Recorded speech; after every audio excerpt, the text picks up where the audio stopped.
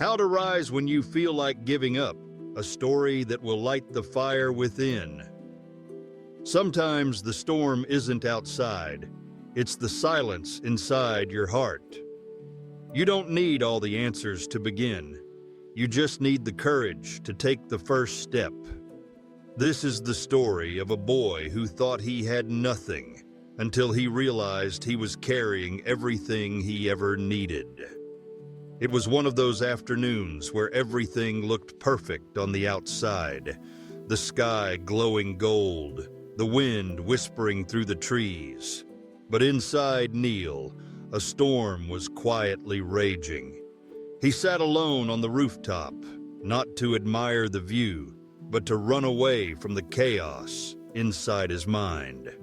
The world below moved on, unaware that a battle was being fought in the heart of a boy who had lost his way. He didn't know what to do with his life. He wasn't particularly good at anything, or so he believed. Not the smartest, not the most talented, not creative, not brave, not enough. Why was I even born? What's the purpose of a life like mine?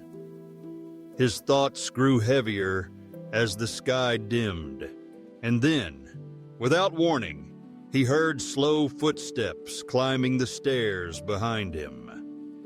It was his grandfather, weathered by time but still strong in spirit.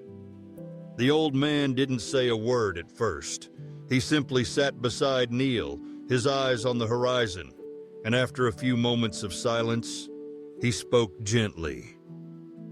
"Do you know what hurts me the most, Neil?" Neil didn't respond. He didn't have the strength.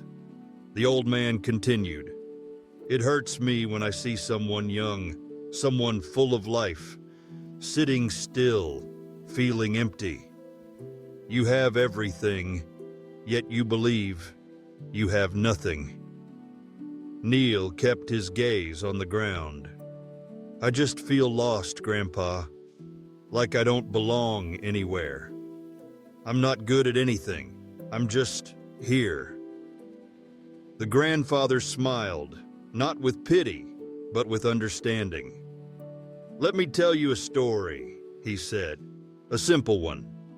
But maybe it will open your eyes. In a zoo, long ago, a baby camel was lying beside his mother. He looked around at the people, the fences, the fake grass, and asked curiously, 'Mother, can I ask you something?' 'Of course,' she replied.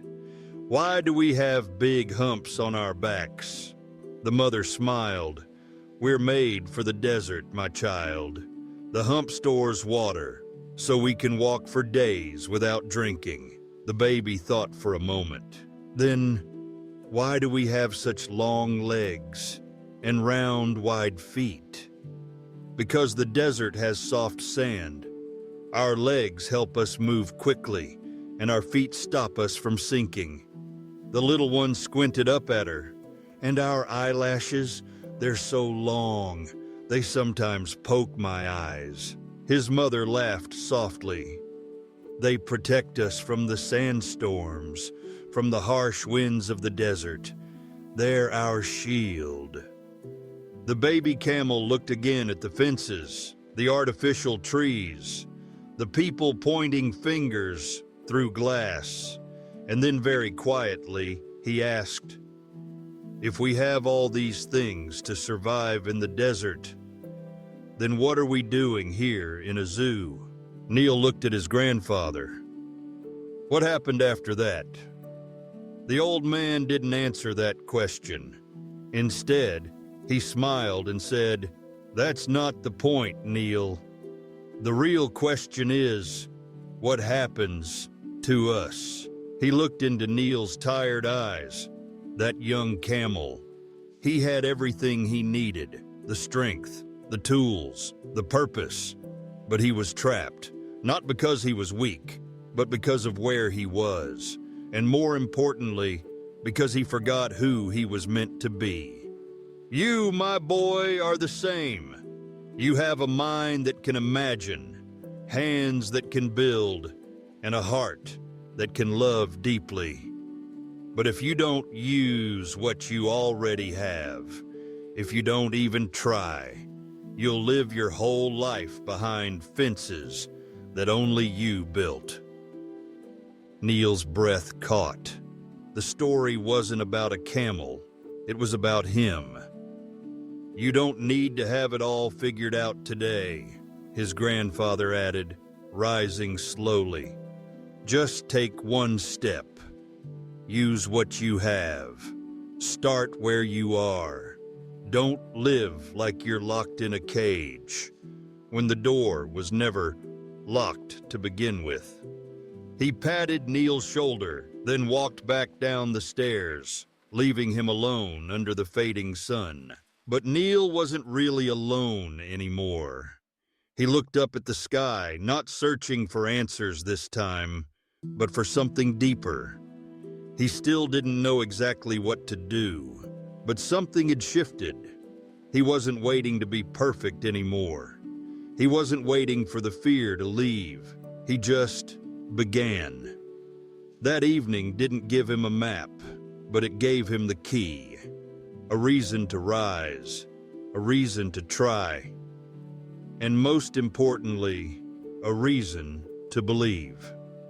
Moral of the story: we often think we need to be stronger, smarter, richer, more talented, more something before we begin. But the truth is, everything you need to rise is already within you. You are not stuck. You are not broken. You are not lost.